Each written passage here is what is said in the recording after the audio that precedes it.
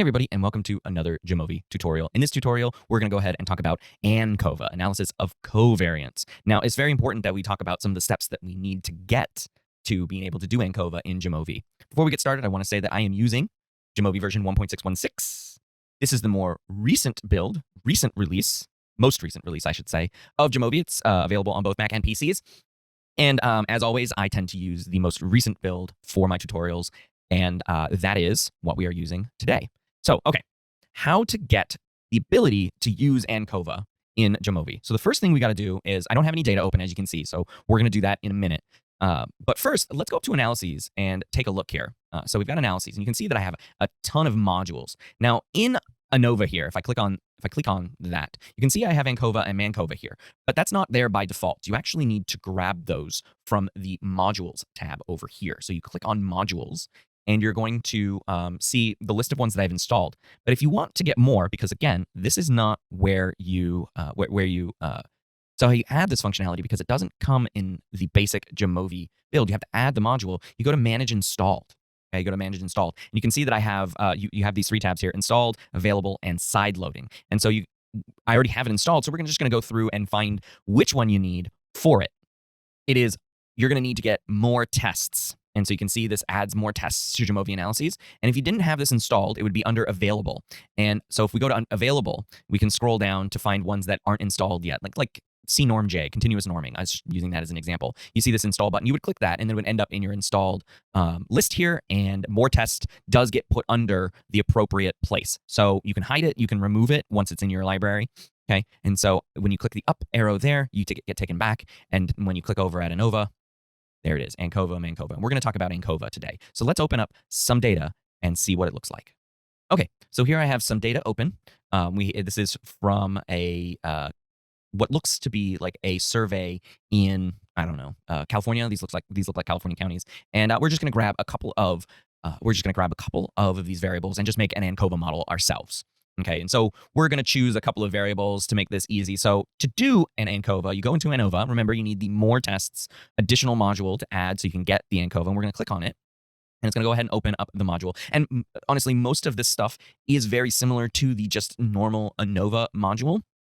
We're just going to add this box in here that says covariates. So we're going to add in a continuous dependent variable. So we're going to do tenure res. And I believe from my previous work with this data set, tenure res is the number of years at current residence. So for specifically, since it's talking about tenure, we're talking about a person that they're living here. Okay, so just how long they lived somewhere. So we're going to put that there. So we're going to be predicting that. Our fixed factors here, why don't we use ideology and whether or not they're a college. Ideology, I believe, is whether or not they are a liberal or conservative or Republican or Democrat. I don't know exactly what it is. It is I believe it's a dichotomous variable as well. And then we're going to do college grad. This one's just dummy coded as 0, 1, 0, not a college grad, 1, a college grad. And then we're going to throw in age here as a covariate. And you can see that covariates must be continuous or ordinal to work. So we're going to grab the overall model test, and we are going to grab eta squared and partial eta squared just to add to the main table. Here is our model, and we can find out whether or not we have all of our model terms in here, and age is our covariate, and you can add in interactions. So we can add in all main effects, all interactions, and so we're just going to leave it as default here. We're going to leave our sums of squares as 3, which is the least bias corrected. We're going to add in homogeneity tests, normality tests, and why not the QQ plot for our residuals. The residuals for age, the object for age not found. I'm not entirely sure what the problem is there. So assumption checks are apparently not good. So I can do a normality test. Okay, that's not bad. Can I do homogeneity test? No, homogeneity test is broken. Can I do a QQ plot? I can. The homogeneity test with covariate seems to be broken. Okay, well, we do need a post hoc test because there are 5 ideology. And let's do Bonferroni and not Tukey. We can get that. And we can look at this output here. So what makes this different from an ANOVA and ANOVA is that we have this variable here, age, that wouldn't exist in the model purposefully. Like, it wouldn't exist there in general.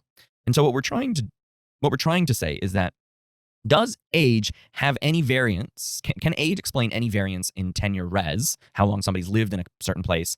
And let's partial out that variance. So when we look at the effect of ideology and whether or not they're a college grad or the interaction of this 2x5, do those variables still then explain additional variance in how long somebody has lived there? So let's take a look. Let's take a look first at age. Age is a significant covariate. That is, it describes, with a fairly large partial eta squared, 0.3, it describes a lot of, it explains a lot of data in how long somebody's lived someplace. And that makes sense, right? The longer, the older you are, the longer, or the more likely it is you've lived somewhere for a longer amount of time.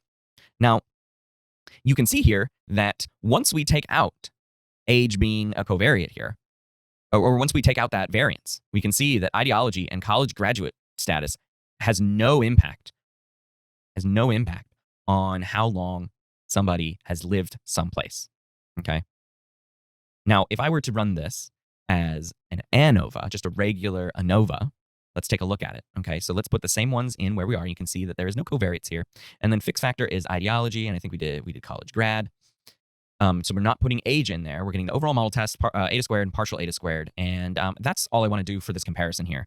So you can see that ideology college grad and the ideology by college grad still not, well, at least college grad and ideology versus college grad don't really contribute much to how long somebody has lived someplace. But ideology by itself does. That's a significant effect there. An F of 5.42 and a p-value of less than 0.001. So if we go back up to this model for the ANCOVA, you can see that the explanation for ideology is covaried with age. And so when we take the covariate out of the overall variance, specifically of ideology, ideology no longer explains how long somebody has lived someplace. And so an ANCOVA tells you whether or not there's a covariate that is related to your dependent variable that needs to be partialed away from the dependent variable variance first before you see whether or not your independent variables, the variables that you are tending to manipulate, have any effect on how long somebody lived someplace. And it seems pretty clear here that age does play a crucial role, which is why I chose it for this particular example. And that's how you do ANCOVAs in Jamovi. Remember, you got to add the new module through the modules plus button. If you like this content, please consider leaving a like. If you want to see more of this content, consider subscribing. For more, leave your comments, suggestions, and feedback down below. Thanks for watching.